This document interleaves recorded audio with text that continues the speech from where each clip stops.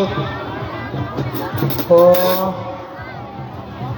ภาพใจเนาะน้ำจริงเอารางวัลคนจะลบอีหลายรางวัลคนหายากเลยไปร้อยงานพันงานกระบอกพอคืองานนี่ให้เพิ่นมาแจกติดตัวหนาเนาะอันนี้ขอบขอบใจทั้งแม่มุ่นผู้ถือรางวัลมาแจกเด้อนอกแล้วก็ให้มาลั่งศพกอง100,000 กีบให้ไม่ดูดีมีแห้งความเจ็บจะได้ความไข่จะสิมีจนในมนเด้อนอนรับเลยเงินพันนอนปั่นเลยเงินเมืองนอนตู้ในแม่เลย100,000แต่เรื่องออกจากบ้านเลยเดินเอาเดินในมนเด้อที่เสือเป็นเจ้าในตุ๊กตานอกเดินทางมาจากประเทศเพื่อนบ้านคนยังไงมาจากประเทศไทยให้เจ้มีสุขภาพแข็งแรงร่ำรวยแล้วรวยอีกก็มีแต่ผู้มีสู้ผู้รวยน้ำเพื่อนคนขอมากคนมาเบี้ยเผลอสิจืออยู่บ่มันสิจืออยู่บ่เบี้ยเผลอไอ้คือร้องเป็นจังไงคุณพ่อครับยืมตังค์200ครับตอนนี้จะนั่นจะเสียพวกปากกาขึ้นมาเนาะเมียเผลอแต่เมียเผลอจะได้กระไรละคนละ2,000เลยมากโอ้ยเจ้าภาพใจปั๊มแจกนะเอามอบให้ไอ้บ้านหน้าเวทีสหายไปนั่งเล่นตีเมาเงินสักวันอะไรก็มาเป็นผู้รับอะไรของมาผู้รู้กระไรกับผู้มาเอาแล้วจะมันเจ้าภาพใจดีหาบอมี่ดอกเนาะหาบอมี่เบิ่งว่าแจกติดลงมาโหลดมาเอาโหลดเนี่ยบางทีจะมาเสือบางทีกองถือใหม่มาครับอันนี้มือกองคอมอันนี้มือกองซุ้มหลังจากกองซุ้มแล้วมันก็ไปซุ้มกองมันให้ดูดีมีแห้งอันนี้มือคีย์บอร์ดอันนี้มือบัตรอันนี้มือซ้ออันนี้มือคีย์บอร์ดเอาผู้ใดโบลงมาผู้นี้มือกีตาร์ผู้นี้กีตาร์บันอาจารย์ติ้งต้อยอันนี้ผู้มือถือไม้ผู้นี้บัดเดี๋ยวอยู่เบิ่งยังจะอยู่ดมด้วยคนติดแดดเอาขอมกขอบใจด้วยแม่เด้อไม่หมดจ้าอยู่เบื้องดังอยู่เบื้องดังยั่งอยู่ทางดุมเอาให้อาจารย์ลงตีได้พูละ300ร่วมกันนี่ว่าจะขอ30คนเองคือมันหลายเกิดตัวนี้ข้างหลังนั่นขึ้นมาเอาเป็นยังไงล่ะกินคนได้ขึ้นมาเลยคนไหนอยากได้พูละ300ขึ้นมาโลดอย่างนี้ขนาดขึ้นมาเอาขึ้นมาหมดทุกคนขึ้นมาลูกขึ้นมาขึ้นมาเพิ่นเอาเงินสักคนจะล่ำนี่ในวันนี้แล้วล่ำเพิ่นขึ้นเลยเนาะเพิ่นยังนอนยังบ่ได้แก่เอาขึ้นมาน้องสาวลาอรสารเพิ่นพอเอาละวันปฏิลาเอาละมันเอาการปฏิลาอันนี้น้องสาวอรสารน้องสาวลาลูกประกาศสิทธิเดชสูงยาวเขาดีไปทั้งนั้นกีฬาไปทั้งนั้นไปทั้งนี้เอาน้องไส้เด่นไส้มาเลยคำมาทั้งนี้บักลาเอาอันนี้น้องสาวหนิงคำขึ้นมาได้ผู้ใดบุกขึ้นมึงบ่ได้เด้ออันนี้น้องสาวผู้เวียงน้องสาวผู้เวียงน้องไส้สีสมุทรมหาราชน้องไส้หลอดแก้วกองเพชรน้องสาววิสุดาเสียงสวรรค์ดอดไส้เด้อไม่ได้ดอดไส้เด้อสาวผู้มาลินมาดอดไส้ว่าดอดไส้พญาบุญทองเป็นตัวแทนอันนี้หมอลำมูนได้เลยแม่พญาอยู่พี่แล้วหาลูกได้สินแต้มแล้วพญาคนละแล้วโตมาทั้งเรื่องไปจะใช้น้ำเขาอันนี้พญายอดเนี่ยนี่จะเริ่มทั้งบอกเรื่องเริ่มตาตกกับผมมากโอ้โหทำกันแล้วพอดเลยให้มาพอดสมมติคุณพูดให้เอาขอบขอใจเนาะและอันนี้ตื้อใหม่โอ้ยขอบใจด้วยแม่ดื้อเมื่อกล้องได้หรอเมื่อกล้องนี่ได้กับบังเมื่อกล้องจะทำไงได้แล้วบอกบางอันนี้ได้กับตัวมึงเด้อมึงบางทีมอบให้นอกตามคำขอเนี่ยเผลออันนั้นเสร็จพ้นเราพ้นหอกแต่ว่าพ้นอยู่บนเสร็จพ้นเสร็จซ้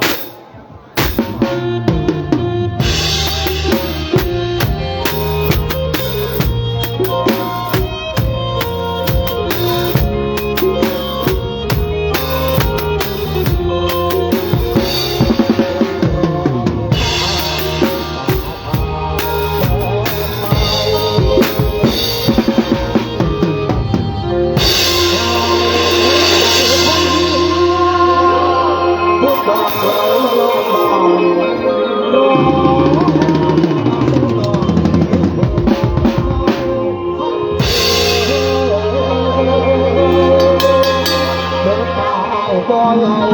ที่ได้มือมาขอหอม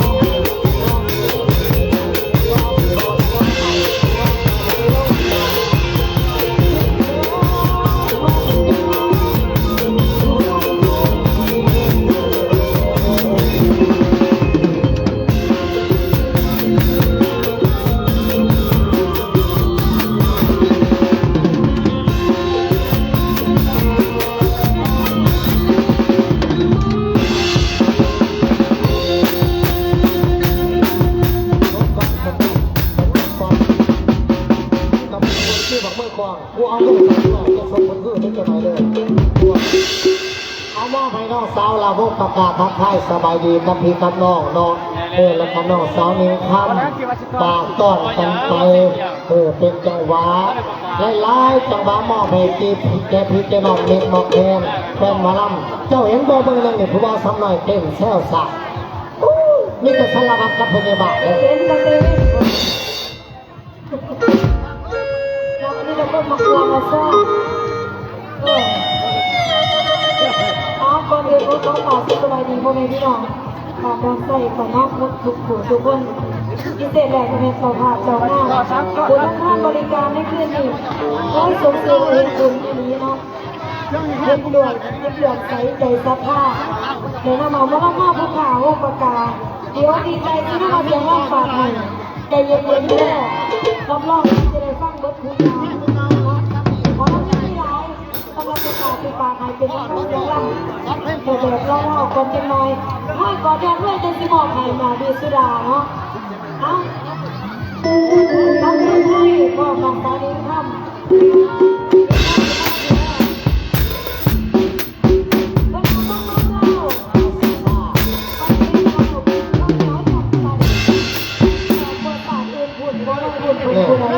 มันยังบัก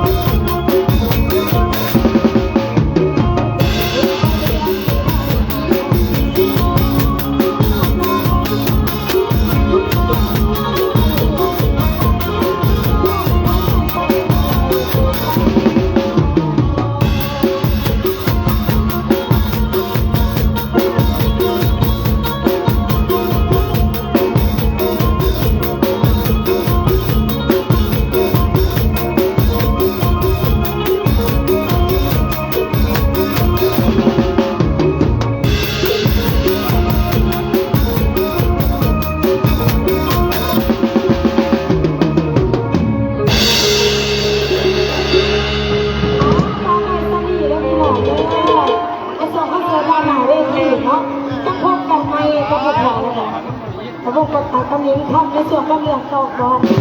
พี่น้องวันนี้ว่านะคะพอโดยผู้สาวยังหลายคนอยู่ที่ออกมาหอกสุดท้ายโดยเขาจะมาหลอกหายได้เด้อมันหลายคนเดียวมันจะไปผู้เดียวที่พี่น้องเดียว มาจะเลยก่อนโอ้ไม่จัดให้ไม่จัดให้มาพอมีหลายหมอลำมีหลายเพิ่นขอมาห้อยกอดที่ยอดรวยบอลในทีมงานห้องได้จัดให้บ่ยากเนาะแต่ว่าในห้องมีหลายผู้หลายคนหลายทางจะบอกให้พี่ให้น้องเอาเนาะเอาพี่น้องกายอย่าดื้อเด้อเดือนที่1พอกันอยู่อุทุมเด้อที่เศร้าเอ็ดเพิ่นไม่ไปสัญญาแล้ววันที่เศร้าเอ็ดเดือนที่1อุทุมพี่น้องเฮาจังหวัดนี้จะเป็นอุทุมไหมอุทุมเก่าเนี่ยจะทั้งมาทั้งจักรเลยนะก็ราคานี่คนละทายเฮอยู่ทั้งงานเมืองมุ่นก่อนทายเฮแถวบันเลื่อนเลยนะโอ้ยขอบใจเสือไล่ให้ระบายเจ้าของใหญ่นวลปันไทยให้บางเรื่องชื่นใจให้กว่านี้กระดีปวดเขาให้เพื่อให้ร้านลำรวยกันแล้วกันเนาะนี่เสียหรือบริเป็นเจ้าภาพเองตุ๊กเงินออกของเงินเสียเจ้ตุ๊กตาเด้อแล้วก็แม่มุ่นเด้อนอกเจ้แอนพ่อใหญ่ปองเป็นเจ้าภาพจะมาจ้างหมอลำสมปองหรือมารับโอ้ยความเป็นลูกเป็นเต้าเด้อพ่อใหญ่สมปองเฮาเอาบริการซีมอไปนักห้องคนต่อไปนอกมอไปผู้สาวหนาเวทีเอาโยกเด้อพันธะสุราเรากินหม้อห้องโฮกินโบโฮโบห้องมันเสียแป้งพอเพิ่นขายลูกสาวตายบบ้านบสิไหลทองเยี่ยมเนี่ยโยบ้านกินทีก็สร้างมันสวรรค์ของคนเอานี่สวรรค์ของคนเอานี่ละมีกินมีทีมีนอนสวรรค์ของคนเอานี่ละมีกินมีทีมีนอนปัจจัยขาดก็ได้ปัจจัยสี่เรากับเปียเนี่ยเป็นคู่กันแต่ว่าคอยเนี่ยขั้นเมาเลยตาโมโลก็คือโมเมาเอามอบให้ทั้งเบาเดียมไซมักไล่คำเราจะมาฝากมาตอบเอาผู้ใดอยากได้บังขาวล้ำมาดิบาเลนไส้สิมาขายบังขาวล้ำบอกขายบุขาดบุยรักสีบังขาวล้ำนี่มีหลายอย่างมีบังสันบังเงาซอยสบังขาวล้ำซะก่อนลูกทีน่ะเป็นขาดปุ๊บอิ่วเล็กพอ2 นิ้วราคาต้องเป็นแสนตั้งขาวล้ำตั้งพอแขนโดยบ่มีพอกี่อันนี้ก็มาเอาบังขาวล้ำเด้อบังขาวล้ำเด้อคือบังขาวล้ำเลยบังละ2,000 สาจหัว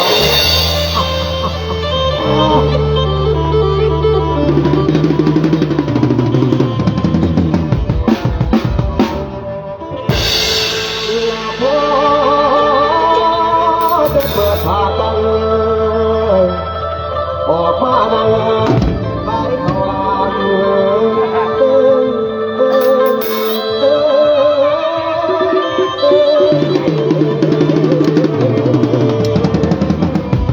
จะมาหา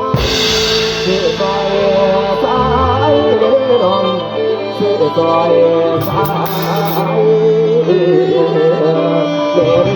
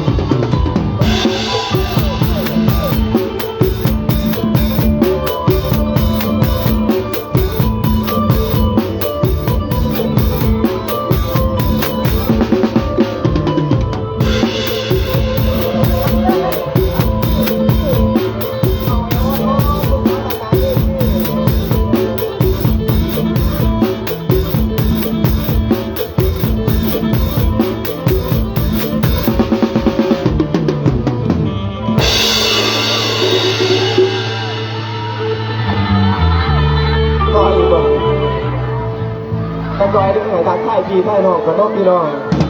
ทางบ้านหนุ่มใต้สาวแดดเจ้าสิตอบจะน้องไห้เด้อเอาคนอื่นกราบขอกราบทักทายสบายดีและพี่รับน้องเนาะ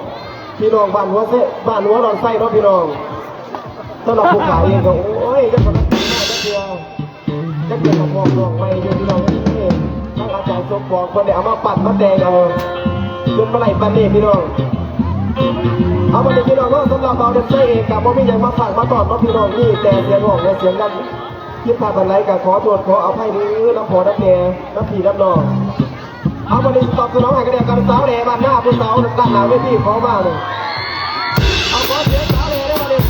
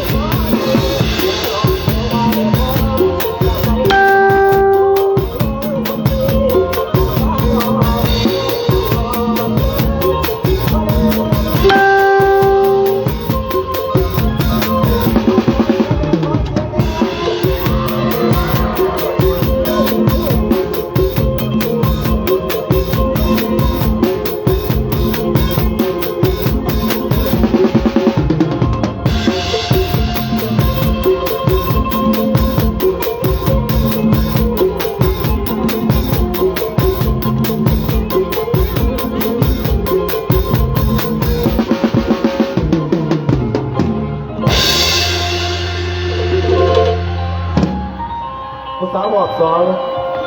แล้วเราบอกคนต่อไปเขาจะตอบสนองไงเนี่ยเอา เอาจากน้องพี่น้องสำหรับคอนเสิร์ตของเป่าเล่นไส้นะพี่น้องน้อยตั้งนี่บนยกบนย่อมนั่งเอาเป่ามาน้องมาเป็นวันลาเอาแต่หัวเอาแต่มาเป็นสีเลือดหัวเอาแต่มาเป็นสีเลือดหัวเดี๋ยวยังตัดหัวมันหัวไอ้สีพันเก้าแล้วจะได้